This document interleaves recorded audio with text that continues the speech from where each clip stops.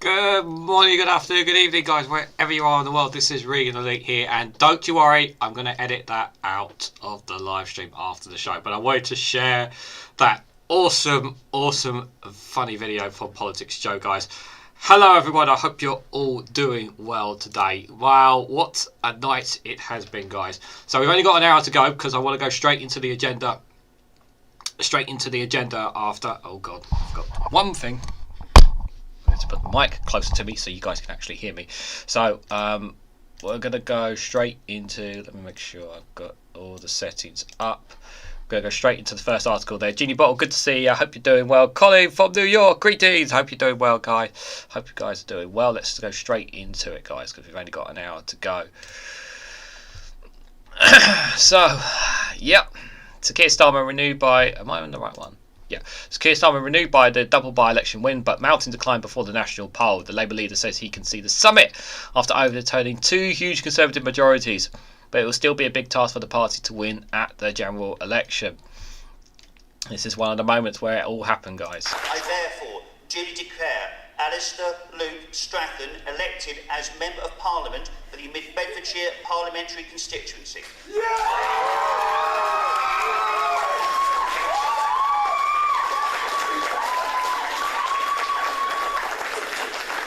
This victory is only possible because the Labour Party's changed. Under new leadership, we've moved to where the country is and to where Mid Bedfordshire is. We're a party that's fit for sound economic policy, a party that's going to deliver safer streets and get our NHS back on its feet again. We love our country and its traditions, a country where playing by the rules matters, where ambition and hard work are rewarded, and where everyone has a chance to succeed in life. That's the Bedfordshire I grew up in, and that's the Bedfordshire that's delivered a resounding message tonight. And that is why people are turning to Labour. Our values as a party are shared by people across our county, towns, cities, and yes, even rural villages and farming communities like those right across Bedfordshire. Well, I think the results both here and in Tamworth show that the country is so desperate for change. Communities both here and in Tamworth were looking for different things at this election, but they wanted to see fundamentally a party that spoke to their values. I'm so excited and grateful for them placing their trust in me today, and so proud of everyone involved in the campaign. Yeah, big result. Obviously, it is apps. I had skepticism. Like I was just thinking, like, yeah, if they get, you know, they'll push it close, but can they get both of them?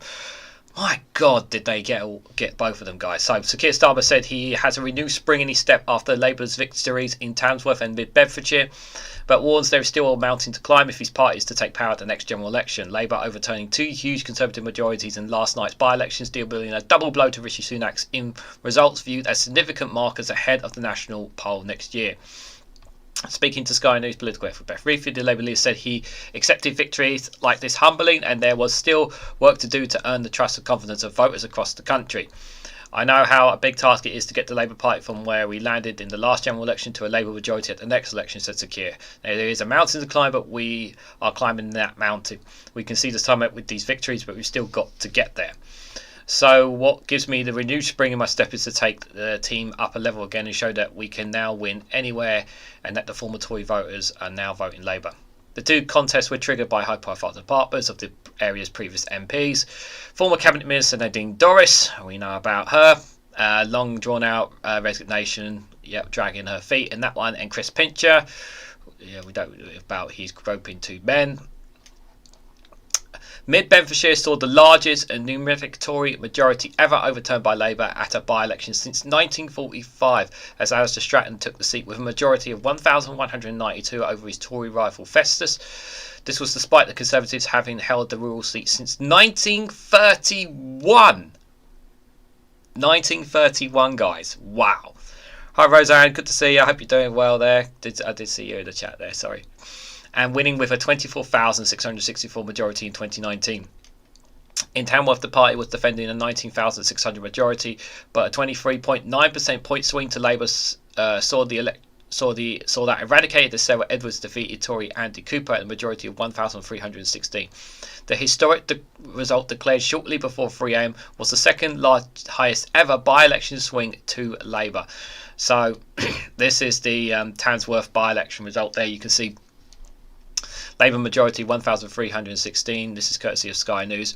Conservatives to Labour swing 23.9% vote. Turnout was 35.9%. And you can see there just Edwards there getting more than enough there. You can see also there, you can see for Reform UK got 1,300 votes there as well. And in terms of vote share percentage, 45% Labour, 40% Conservative, 5.4% Reform. Britain First, 2.3%, and a share of the percentage there, 22.1 minus 25.7 swing. There, massive swing there. The Tories have sought to portray the by-elections as midterm blips, exacerbated by the difficulties surrounding the previous MP. We're going to look at some live feeds in a moment as well.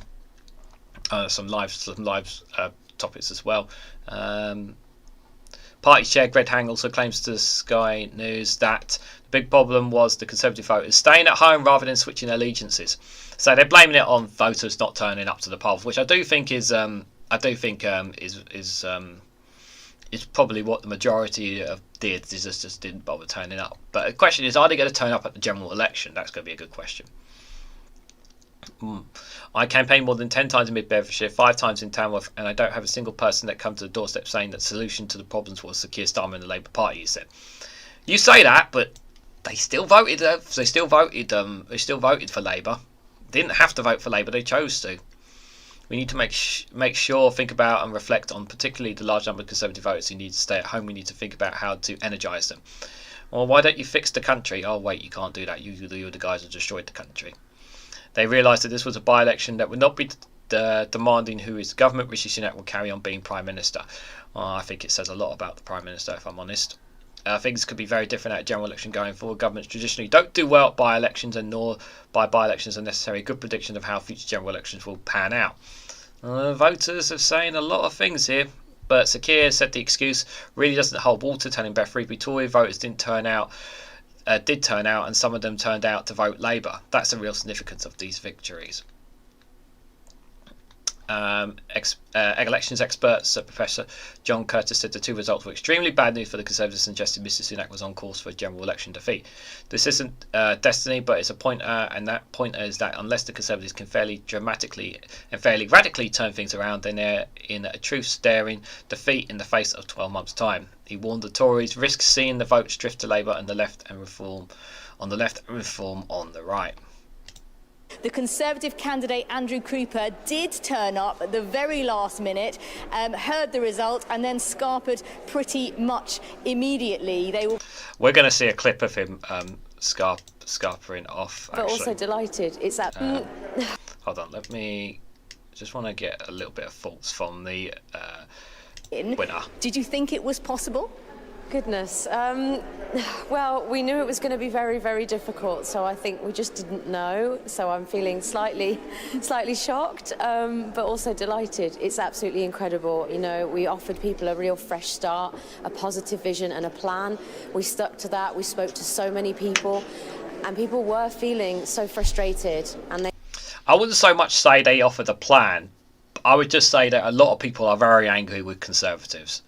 I think that's fair to say. Like, Labour are not as clear as they are. This is a great day for them, but let's be very clear here that they have not been very clear about everything, about all their policies, and they have done lots of U-turns. So we have to bear that in mind as well.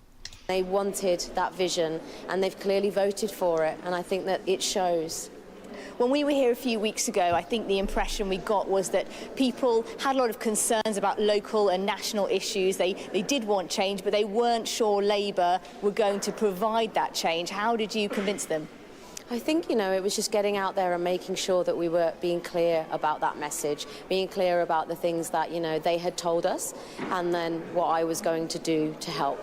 And that was about issues around policing and crime, the fact that we've lost, you know, the police station, there's no public-facing desk, and I've been campaigning very hard and secured directly from Labour the commitment to a public-facing desk here in Tamworth. The fact that the cost of living crisis is, of course, incredibly stressful and devastating for so many people, and that this Conservative government has done nothing to ease that burden, and as we go forwards, people don't feel hopeful. So I think it's about seeing that Labour has a plan to tackle that.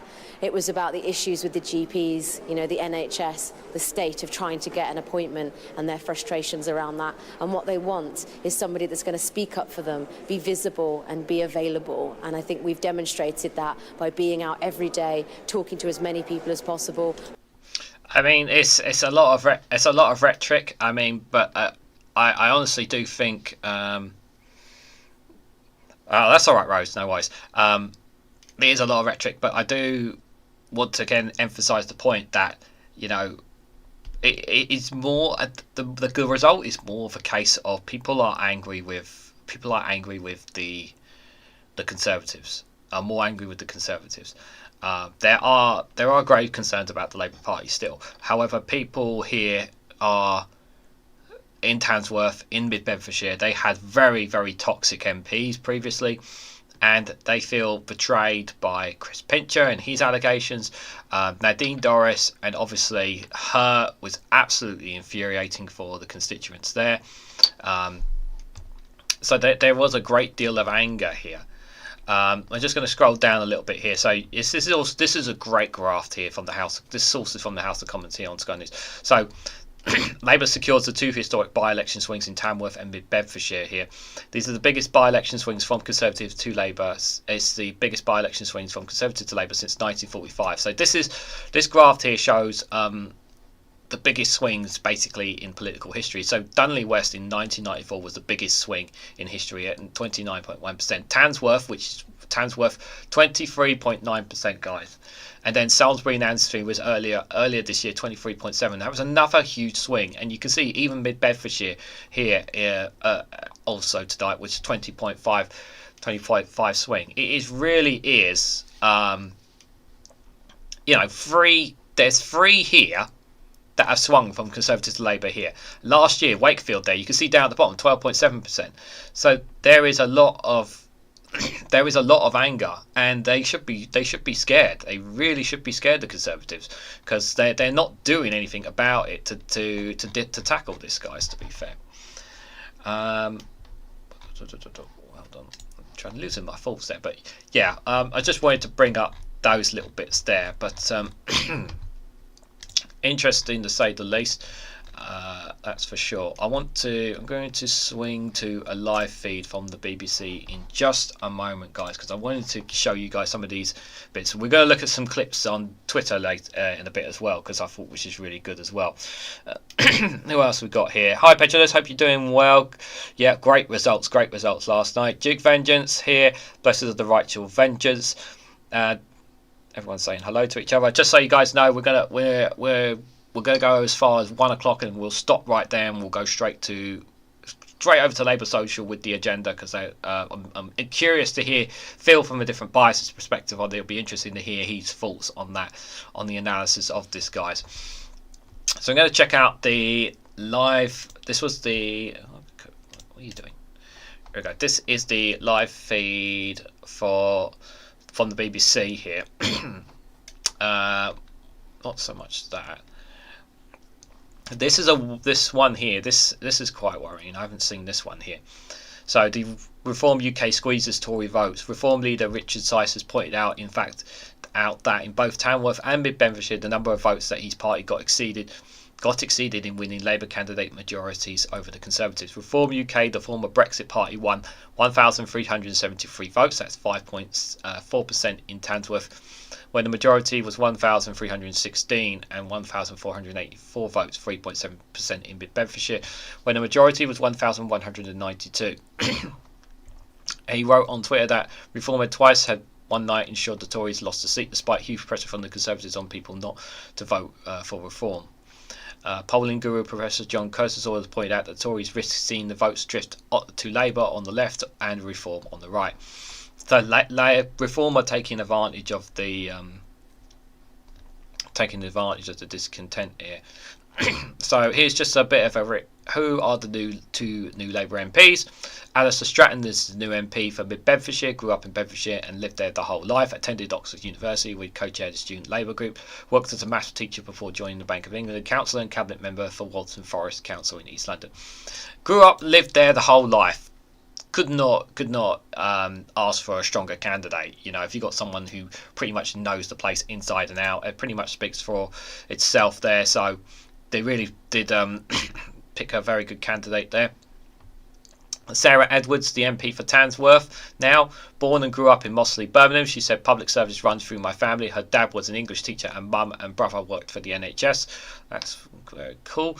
Studies spatial design, a substitute of architect and central St Maths. Works for Oxfam on fundraising events and later for Unite Union, a former NHS governor. Some great attributes there. Working for Oxfam, that's great stuff. Fundraising events and a formerly working part of the National Healthcare Service and governor there. Sakir, Labour smashed it in Tamworth. Starbuck tells party activist. Keir Starmer's moved on to Tamworth, northeast of Birmingham, where he praised Sarah Edwards as a fantastic candidate and tell party activists they did a incredible job. He said Labour absolutely smashed it in the constituency where voters were fed up to the back teeth for 13 years of decline under the Tories and wanted a fresh start with a changed Labour Party. So where's the... Yeah, we've heard about the voter turnout. This is don't underestimate smaller parties. That's how they help Labour win. The role of similar parties in Mid Bedfordshire by-election shouldn't be underestimated when you drill down to the end results. Independent Gareth Mackey finished in 4th place overnight with 1,865 votes, while Dave Holland from Reform UK 1,487 ended the evening with 5th spot. With Labour's Alistair Stratton winning the majority of 1,192, it could be argued that either of those two hadn't stood, then perhaps those voters might have been enough for a Conservative to hold on for the candidate Festus. Yeah, that's important to point out that a lot of people who did go out and vote chose to vote for an independent candidate or Reform, as we just spoken out. The bad news, though, for all the candidates outside the top 3 is that they won't get their deposits back. The threshold to retain your £500 deposit is 5% of the vote, with Mackey coming closest to that mark but missing out with 4.6%. Government minister. Very few people actually switched their vote. Gillian Keegan says the by-election result was always tricky. We don't want to hear what really she has to say. Where's that? There was something... I'm looking for it. There we go. You guys might have seen this on the Discord. Conservatives ex-chancellor predicts electoral Armageddon. These are historically bad results for governing Conservatives. They suggest the party is heading for a heavy defeat or electoral Armageddon, as the Tory former Chancellor George Osborne put it at the next general election. Due sometime in the next 12 months or so, the Conservatives still hope they can turn things around, but no party has recovered from such defeats and poor opinion polls since the Second World War. It is clear that the voters here have turned their back on a failed Tory government. They've had enough of the decline of the last 13 years and they are crying out for change. They are crying out for change. Very important words from Michael Fabricant. The government must do better, guys. Some more Tory reaction coming in. He said, but like other Tories this morning, he also blamed the low turnout, saying that there was little evidence of Conservative voters switching to Labour, unlike under Blair. HMG must do better, he added. Okay, sure. Yeah. Well, so that's that live feed there that was from the BBC. I just want to we'll have a quick look at the Guardian one, and then I want to have a look. There's an analysis there as well. Read that they're fed up of them. Tansky has a way with words. I love her point of view. I did see the clip of her. There was a clip of her on Twitter. I wasn't sure whether I was going to share that or not, but hopefully she'll be on Labour Social tonight at 9 o'clock with her thoughts from that. Don't need to hear from Gillian Keegan. God no, we don't want to hear that. Gavin Barber, the Tory PM, former Chief of Staff Theresa May, says last night's results shows the party drew the wrong conclusion from its victory in Uxbridge and South Ruislip by-election. These by-election results are just as bad as Salisbury and Somerton back in July. Tamworth is the second highest swing Labour have ever achieved to gain a seat from the Conservatives. They show Sunak's net zero pivotist and conference speech have had no impact on the party's prospects.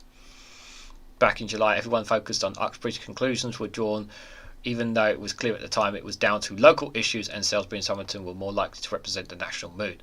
Tamworth and Mid Bedfordshire confirmed that this was a serious mistake. Yeah, he's not paying attention to the voters. He's not listening to what voters are saying. The voters are saying, you know, what you're doing is not good enough. I'm not interested in that. Here's my colleague Peter Walker's analysis of significant by-election result.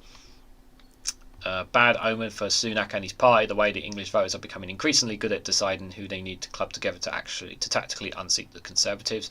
This vote is always harder to amend at the noise of a general election, but the decision of voters to coincide more around Labour as it becomes clearer that they have better chances of an arguably new level of focus of anti-Conservative voting. On the letters into 1922, one tells Bethry BBC political editor suggests Rishi Sunak might face a leadership challenge. On the letters of the 1922, one MP tells me, I think some will send them in, but the mood is that the game is up, and even if the letters went in, he'd win a vote. The MPs are literally blind as they back him because he bought off so many with jobs. On Tuesday next week, Rishi Sunak will have been the Conservative Party leader for a year. At that point, his grace period ends and he can be subjected for a confidence vote of 15% of Tory MPs, writes to the 1922 committee asking for one. But for that to happen, 53 MPs would have to submit a letter. So they would need 53 MPs to submit a letter there. Yes, this is the clip. I've got it on Twitter, but I'll show. Yeah, he basically made a run for it. Basically, we'll look at it in a moment, but just see if there's anything else. What's Lord Frost? Lord Frost says the Tamworth and Mid Bedfordshire by extremely badly for my party. I don't think it helps to suggest otherwise, as some party figures have done this morning. The current national polls are dreadful for us, but these results are even worse. What's the very worst current poll shows us holding at 100 and 150 seats at election, but Tamworth is our 55th safety seat. Yet, yes, things are different at by-elections, but they were probably special factors. But these results show that the national polls are broadly correct and that a strategy of denial is unlikely to work. If your voters don't want to come out and vote for you, then you don't win elections. It's as simple as that. Yep, it's absolutely right. Are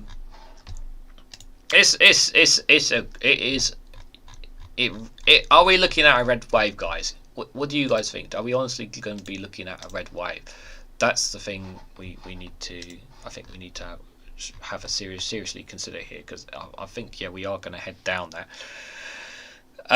Fabricant is an MP for Lichfield, which is where the middle class snobs live, says Duke Vengeance. Hello, Context. Good to see you, buddy. I hope you're doing well.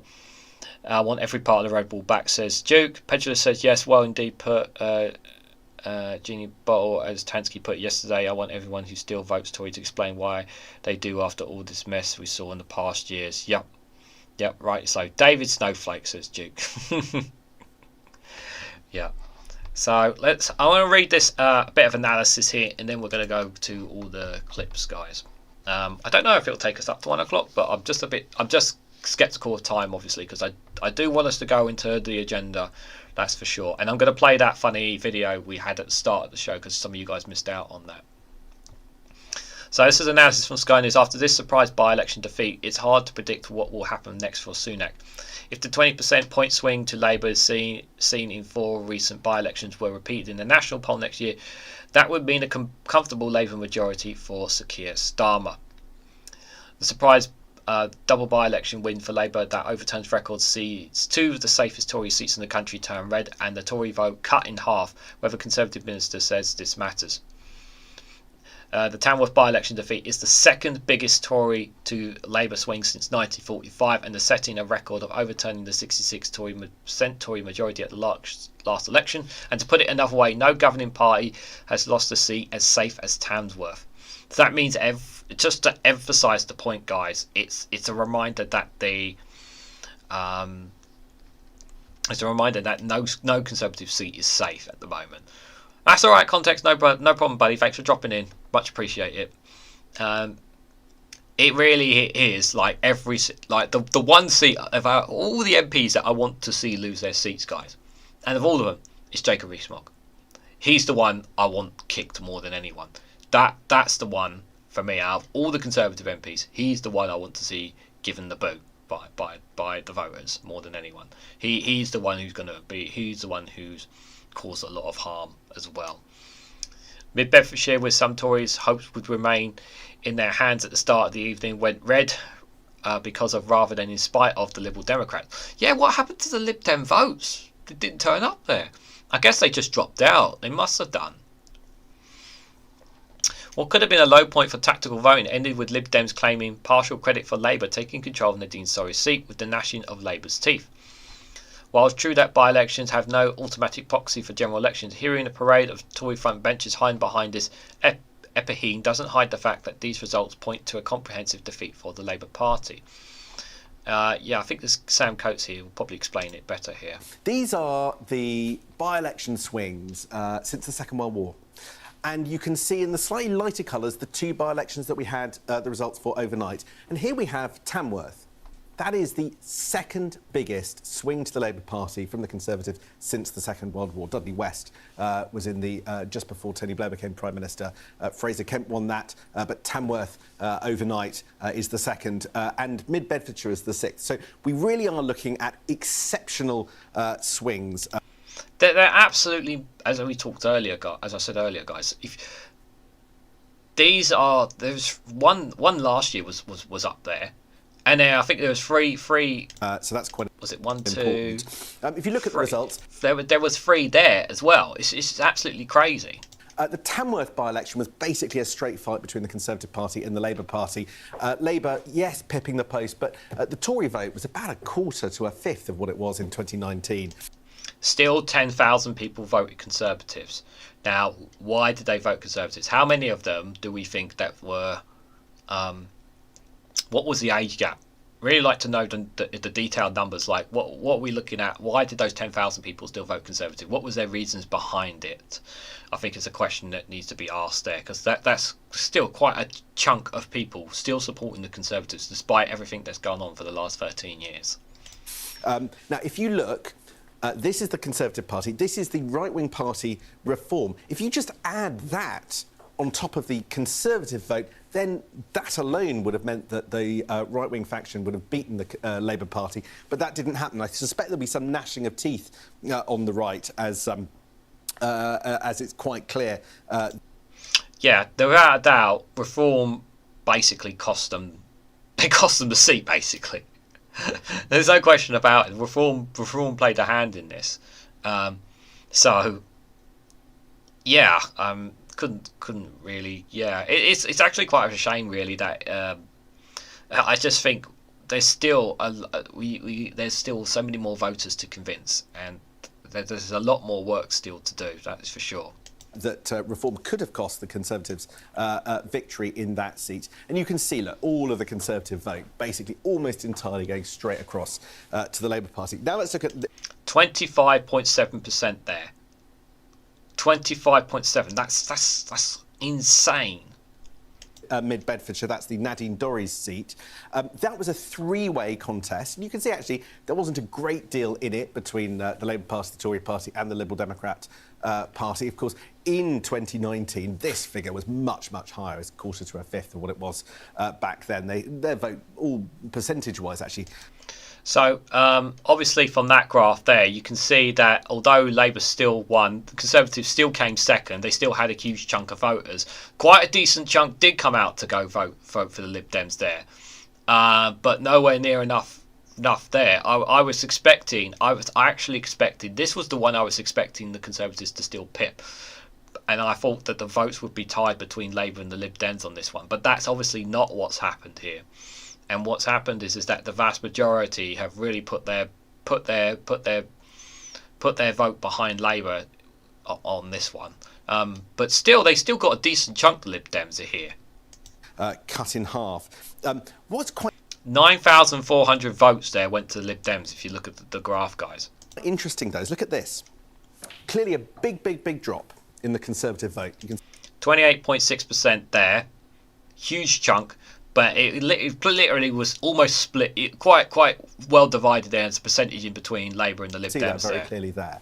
Some of it going to the Labour Party, some of it going to the Liberal Democrat Party. But without the Liberal Democrats draining some of that Tory vote, would the Labour Party have actually got in and won that seat today? It's an interesting question, because although some people predicted that three-way fight was going to harm Labour's chances of beating the Tories and allow the Tories to get up through the middle, actually it looks to me that the Liberal Democrats ended up helping, and as it happens, the Lib Dems are claiming credit for the Labour victory to some gnashing of teeth in Labour. 10.5% there for the Lib Dems. And he makes a fair point there that if it wasn't for the Lib Dems, would it have been a different? Yeah, perhaps maybe people would have. Yeah, I think it's probably a fair point. I'm just kind of. I honestly was expecting. I was actually honestly expecting when the Lib Dems and Labour were both going for this, I was just thinking, God, they're going to cancel each other out. That's what I thought was generally going to happen. But instead, what's happened is that the Lib Dems actually helped Labour win by taking the vast majority of votes away from the Conservatives. But the swing is just absolutely insane for sure. HQ. But there is no sugarcoating it, despite attempts by Conservative ministers this morning to suggest that this is in some way a statistical anomaly, or that there is no need for big change for Rishi Sunak. These are complicated, difficult results for the governing Conservative Party. There is no sign that ministers want to do things differently, even though they claim that they are listening. Let's see how the wider party reacts. They're not listening because they don't take this seriously, and they're just going to carry on as normal, guys. That's basically it. They honestly don't give a toss, really. They really don't. If the 20% point swing to Labour was seen in 4 recent by-elections were repeated in the national poll next year and admitted in percolations but nevertheless useful proxy, that would mean a comfortable Labour majority for Sir Keir Starmer. We're going to see a map of what that would look like. I'm going to show you a map of that on Twitter, guys. Which is really going to show you how the country would look if it was if the same thing was repeated in the national poll.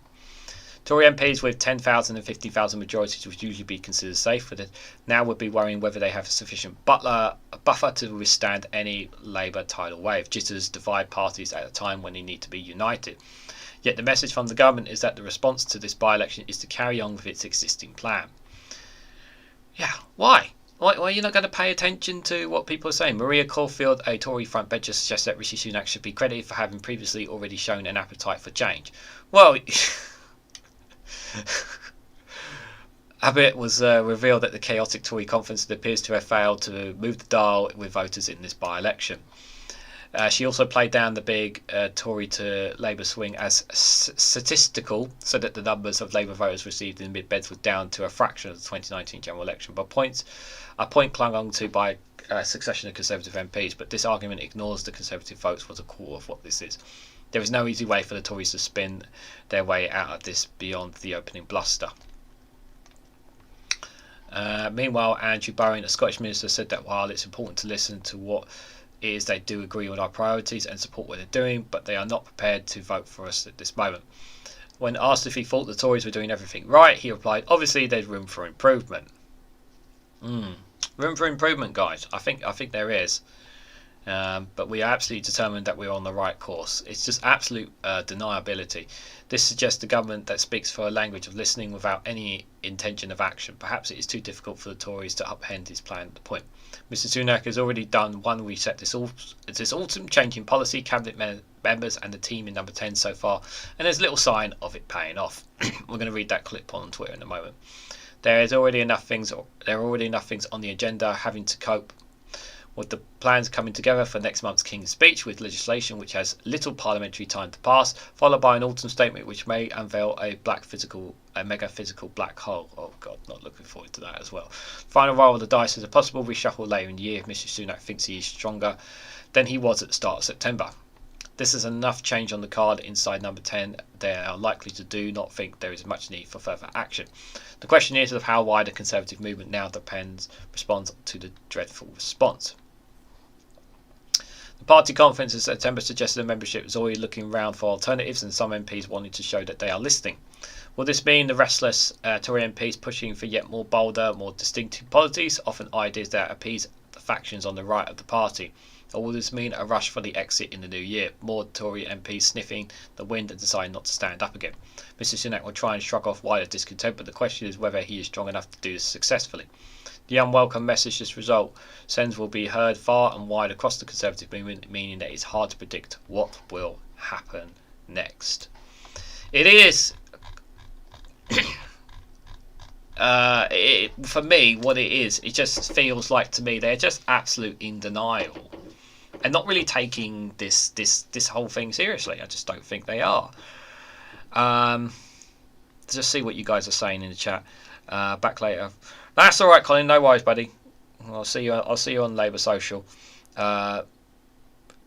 Generations of Tories have sat on their seats, then do nothing for anything poor, not working hard, unless for some business interest rates of making money needs to end. It's also the business point of view. Businesses have suffered at the hands of the Conservatives as well.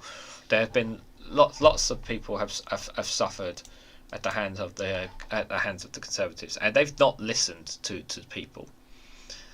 They've not listened at all. It's just not been good enough for them, and it really is a hammer blow. But I still huge numbers turn out for the Conservatives, and my question is, what is it we have to do to convince them that you are voting for the wrong party, to either switch their vote or make them vote stay at home? We need to do one or two, because clearly the message is not being, clearly they're not seeing enough of the damage that is being done around here, clearly. So this is the first clip, guys. Yeah, this one from Sky News, from Sam Coates on Sky. When there are big, difficult mid-term results like these by-elections or like local councils, politicians like you, part of the governing party, have a choice. You can either say, we've got to change some things, or we're going to double down and continue on the course that we're on. It sounds to me like you're saying, we're doing everything right. We're going to keep going as we are. Is that fair? Well, look, I mean, obviously we've got to take notice and listen to what the voters are telling us, but what's been quite clear on the doorsteps is that people actually do agree with our priorities, do agree. They agree with their priorities. Surely the votes there say something different. There is a lot of anger out there, and for him to plap out and say that people are listening, we didn't even vote for this Prime Minister. It's very important to emphasise that we never voted for this Prime Minister, and not only that, this Prime Minister is going back on manifesto pledges back in 2019 as well. So they're also doing things of their own accord instead of doing what they promised that they were going to do back in 2019. So there's a lot of false promises here from this Conservative government. Agree with what we are doing, but they are reserving judgment when it comes to who they're going to vote for in the next general election. Hence, I think, the hugely depressed turnout today. So the lesson that you take from those two gigantic by-election defeats is not that you need to change anything. Well, they weren't gigantic by-election defeats, Sam. I think both. We just looked at the graphs. I think they are gigantic by-election defeats, but hey-ho, that's your view, I guess, at the end of it. Within the region of 2,000 votes between the Conservatives and the Labour Party. The historical nature of the swings, if we can pull it up on the screen, I think you can see that they are, by any stretch of the imagination, kind of the, at the highest end of the swings that we've seen since the Second World War. So I think they are quite, look, you can see them there.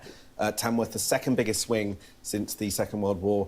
Mid Bedfordshire, the sixth biggest swing since the Second World War. Sam, you said yourself, I mean, Labour actually reduced, there was a reduction in the number of votes cast for Labour in Mid Bedfordshire, and they only added 800 in Tamworth. There is no groundswell of support for the Labour Party. What that tells me...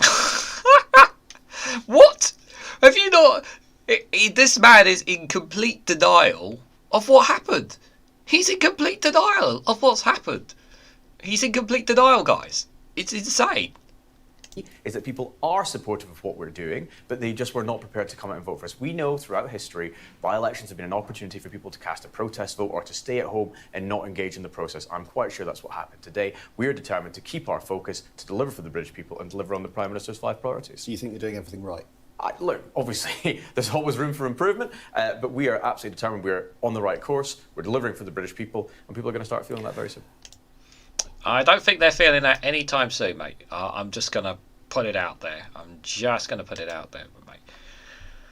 This is an interesting, one here as well, I thought. Yes, the Tories say it's normal for voters to register a protest in by-elections, and we really can't read too much into these results. These results are not normal. This was the in one case, the biggest Tory majority to be overturned in a by-election, beating previous records. We've now had 4 by-elections in the space of a few months in Selby, Rutherglen, Mid Beds and Tamworth, all of which have scored swings of around 20% to Labour. That's the significant thing there. Massive swings have gone to Labour because people are not so much because of Labour, but because they are so fed up of this government and its handling of everything that they just want something different, and that's what this is. People are desperate for change. People are desperate for a general election. People want something to happen, and it feels like things have just gotten worse and worse and worse since we've left the European Union. I mean, things have been bad the last 13 years, but the last several years have gotten much, much worse. You know, since coming out of the COVID pandemic, we have not gone anywhere near better as a nation whatsoever. Seats in the case of Mid Beds, where we'd never really had a presence before in any real sense. So these are big results. But I do stress, we still know the size of our task.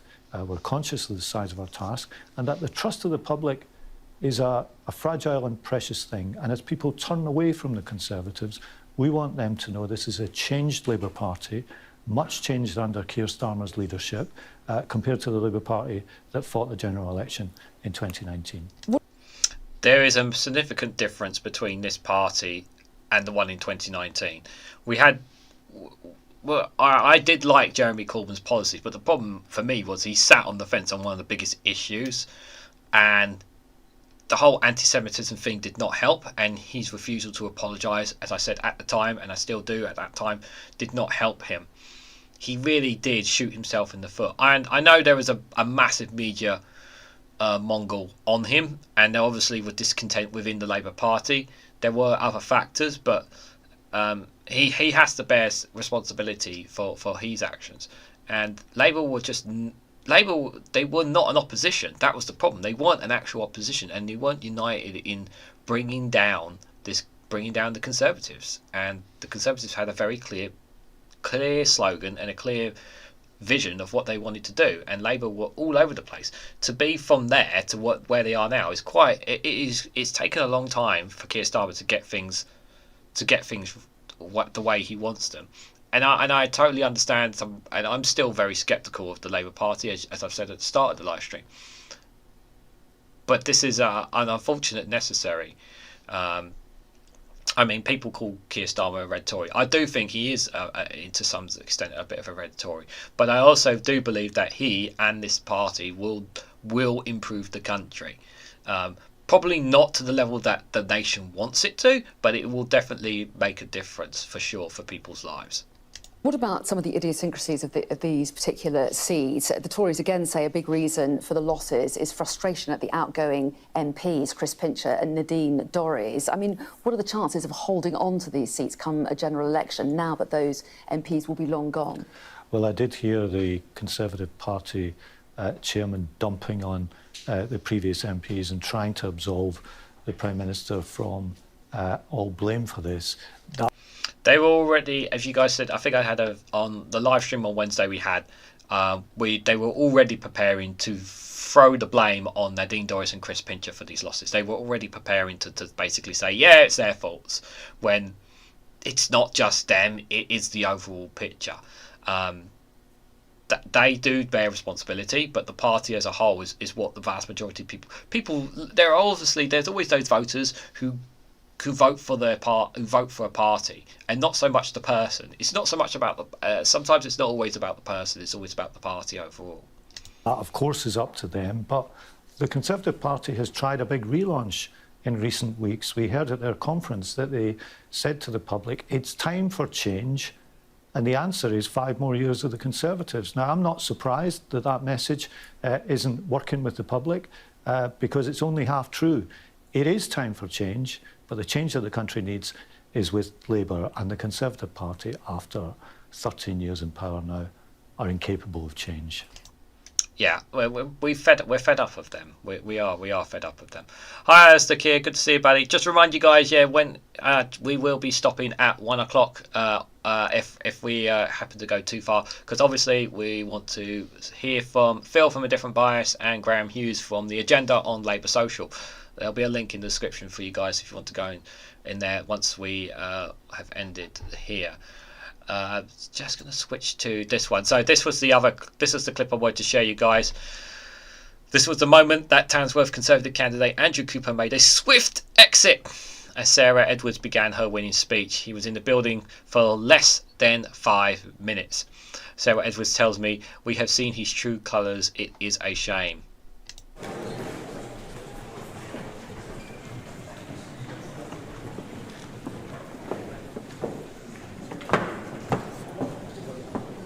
Tonight, the people of Tamworth have voted for Labour's positive vision of this failed government, which has crashed the economy and destroyed our public services.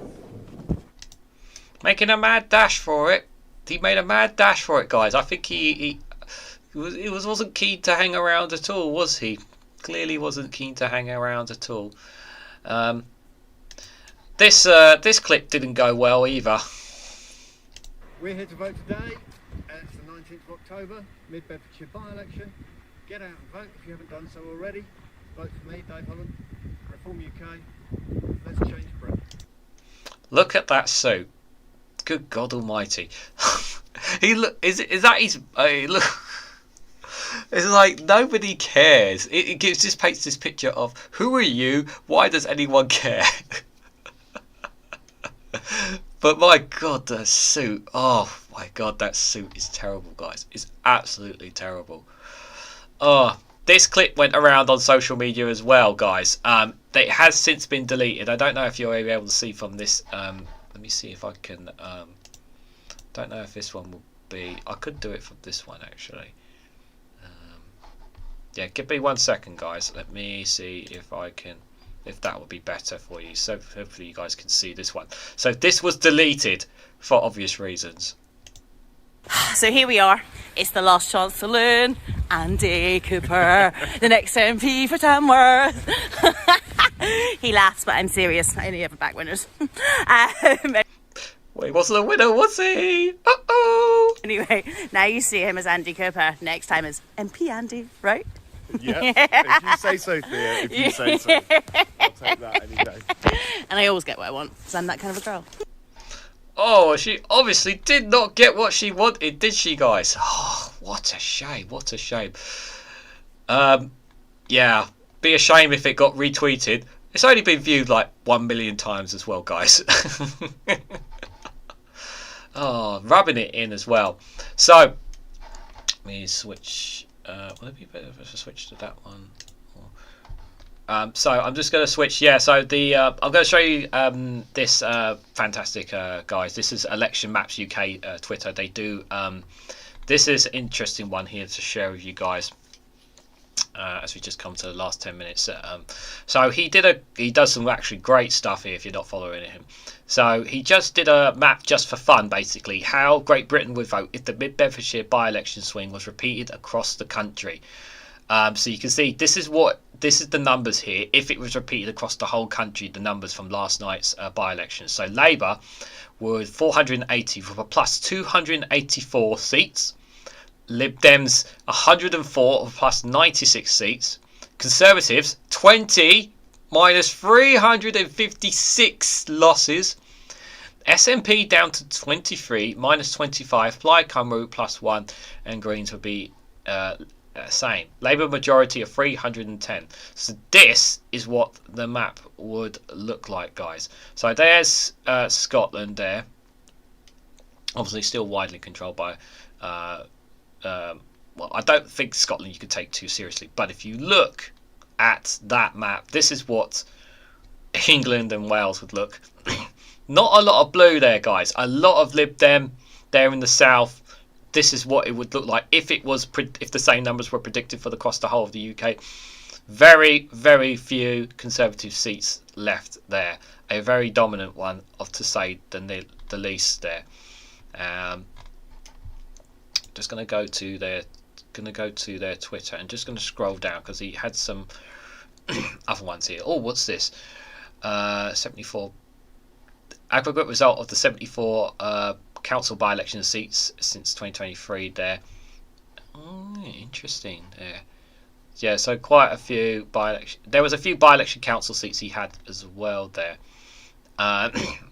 Holston Surrey by-election, council by-election result there.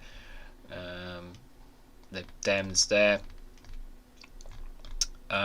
He has the actual one of, yeah, so this is the so this is the House of Commons maps for the Labour's wins in Mid Bedfordshire and Tamworth here. So the Conservatives are now down to minus 13, 352, Labour 199, SNP 43, Lib Dems 15, Independent 15, others 18. So this is how the map looks now. As you can see, there's the new red ones popped up in Mid Bedfordshire and Tamworth there, but still a dominant Conservative there, unfortunately. Election map UK predicts we're heading for a Labour majority government. Here's some of the other results there. As I said here, 42.6% overturn there. Advert there. Tamworth by-election results there, as you can see, plus and minus there. 22.1% swing there. And just to add insult to injury, he says he's been tweeting this from a nightclub the entire night. So, yeah, I am very impressed with that. He's been doing that at a nightclub, guys. So, proper on the work. Walsdenworth, Warwickshire Council by-election results there. Went to Greens. Greens gained from Conservatives there, which is one there. Walden Parish South, Warwickshire Council by-election as well. So there are council by-elections, the results that have been taking place as well. Obviously, they're not the most significant, but just some interesting stuff to say the least there. So we've got a couple of minutes before. We've still got a couple of minutes, obviously. I think that's everything that I've got. So I'm just going to share my final thoughts, and I'm going to play out the video we had before. I had at the start of the show, which you guys, some of you guys did not see, which I'm sure you guys will absolutely love. So what are my thoughts on it? Just give some more thoughts on it. I think it's a huge night for Labour. Great day for them. But obviously, the most important thing is not to obviously keep on the toes, keep on pushing the numbers. Obviously, still thousands of people, tens of thousands of people are still voting Conservative. Why? What are we going to do to change their votes? What are we going to do to make them stop voting at home, either stay at home or not vote at all? People chose to vote Reform as well, and if Reform had not been there, perhaps maybe things would have been different. Perhaps they would have held on to that seat. So there are small margins of places that took place in those ones, but obviously it'll be interesting analysis. Yeah, when Phil Morehouse breaks this down on the agenda, I'm really fascinated to hear the breaks down on them. But the key for me is what are we going to do to change the hearts and minds of those who are still continuing to vote Conservative despite all the damage that is taking place. And I think that's really significant that we need to look at.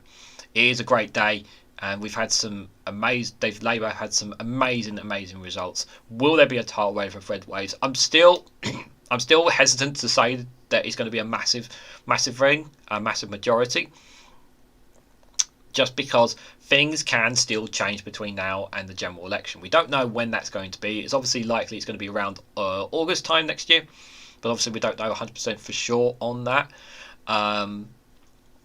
Obviously, how are the Lib Dems going to fare in this? How are the Green Party going to fare on that? How are the Reform Party going to fare? They're going to take some numbers, some vote numbers at the next general election, whether we like it or not. They're going to take some numbers, that is for sure. And I think that's going to be significant as well.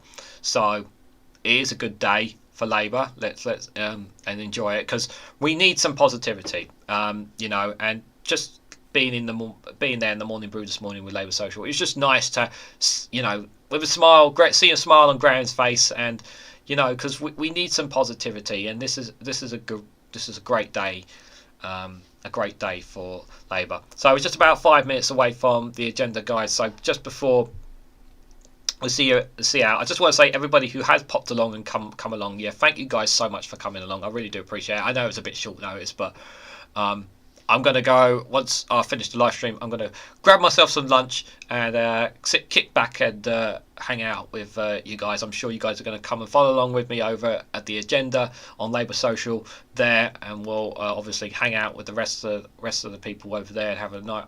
Be interesting to hear the analysis again there.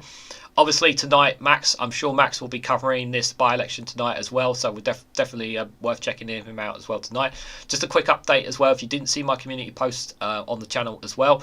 So I will be recording the news rounds for the weekend. And going forward, I will be doing a second live stream from next week. It will be Monday. So we have our usual one, the Snowflake's Viewpoint, on Monday, 9 o'clock, 9 p.m. The second live stream will be on Thursday, 9 o'clock, 9 p.m. for you guys. So the reason why I've chosen to decide to do Thursday is Friday, 6 p.m. makes sense from schedule-wise, and it's also, but I also don't want to kind of step on Max as well. I did say I would cover some more world news, but I may still do some UK news on that night as well. So, and I did say I haven't completely ruled out doing news rounds as well. But before we go, guys, if you hadn't seen this video, I'm going to play it for you guys. It's absolutely brilliant. And I will probably end up having to edit it out of the live stream. But who cares, guys? It's a great day today. So I hope you guys have a fantastic weekend. And I'll see you guys in a couple of minutes over on Labour Social. So thanks for coming along. Hit the like button, share across social media, guys. It really does help the algorithm, because you know, numbers have been a bit low on some of my videos lately. So if you guys can do that, it would be an absolute star. All of you guys are. So here it is again. If you didn't see it at the start of the stream, you're going to see it at the end, guys. So take care.